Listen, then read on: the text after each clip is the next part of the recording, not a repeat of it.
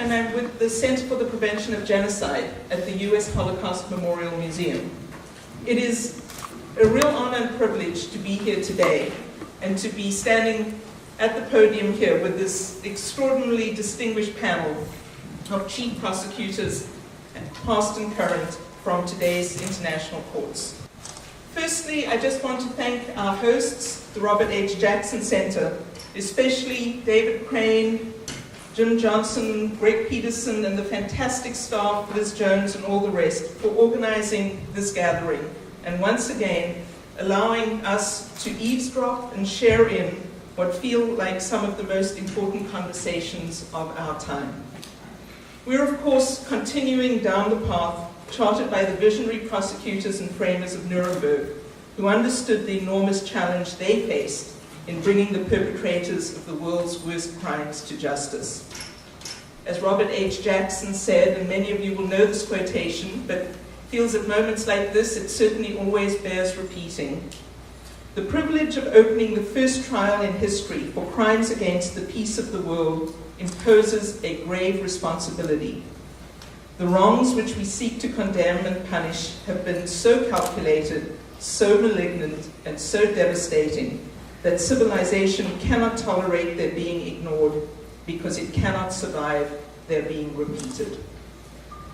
So those of us in the room on this side of the podium who get to be the onlookers and supporters of this remarkable enterprise, we have our own responsibility to be cheerleaders for this remarkable effort. Our job is to spread the word, to let perpetrators and would-be perpetrators know that their crimes will not be countenanced and that they will be brought to justice, no matter how long it takes and how much it costs. So that brings us today to the declaration of the prosecutors. This is the 8th one to date. It stands alone as a snapshot of where we are today, the state of international humanitarian law today. But when the history of this modern era of international humanitarian law is written, this declaration and the 7 that have preceded it, taken together, will show how far we have come since those early days at Nuremberg.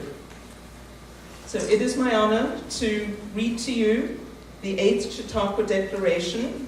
At the end of, when I've read it, the prosecutors will sign and we will declare the proceedings closed. The 8th Chautauqua Declaration, August 26, 2014. In the spirit of humanity and peace, the assembled current and former international prosecutors and their representatives here at the Chautauqua Institution, recognizing the continued need for justice and the rule of law as the foundation to international peace and security, and cognizant of the legacy of all those who preceded us at Nuremberg and elsewhere, commending His Royal Highness Prince Zayed Raad Zayed Al Hussein as the 6th recipient of the Joshua Heinz Humanitarian Award for his important and impressive service to humanity, and welcoming his recent appointment as United Nations High Commissioner for Human Rights, noting with sadness the recent passing of our esteemed colleague and friend, Judge Hans-Peter Cole, and recognizing his important contributions to international criminal justice. Noting 150 years of international humanitarian law with the implementation of the First Geneva Convention in 1864. Noting with grave concern the upsurge in violence against civilians in conflicts worldwide, the general lack of accountability for these crimes, and reiterating the need for compliance with international humanitarian law. Deeply disturbed by the continued prevalence of sexual and gender-based violence and the continuing lack of accountability for many of these crimes. Alarmed that the world now has more refugees and internally displaced persons than at any time since World War II. Recognizing the importance of the residual mechanisms to carry out the continuing legal obligations of the international tribunals and courts as they close or approach closure. Reminding states of their obligation to ensure the effective functioning of the international judicial institutions they have created.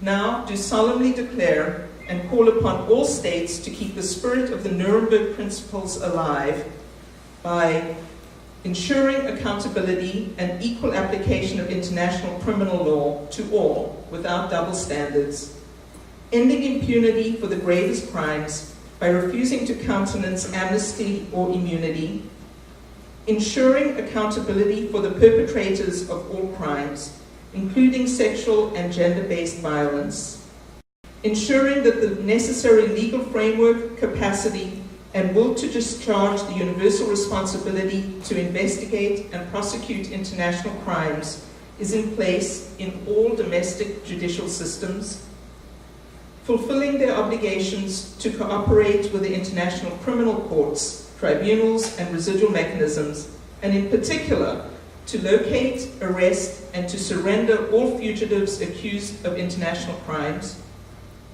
providing adequate resources for all international courts, tribunals, and residual mechanisms to achieve their respective mandates, including the ability to meet their obligation to protect and support witnesses and those made vulnerable by their cooperation, and to ensure justice is done and seen to be done. Signed in mutual witness, Fatou Bensouda, International Criminal Court, Serge Brammertz, International Criminal Tribunal for the former Yugoslavia, David M. Crane, Special Court for Sierra Leone, Sir Desmond de Silva QC, Special Court for Sierra Leone, Brenda J. Hollis, Special Court for Sierra Leone, Hassan B. Jallo, International Criminal Tribunal for Rwanda, and Nicholas Kumjian, Extraordinary Chambers in the Courts of Cambodia. It's my honor to ask each of the prosecutors to sign.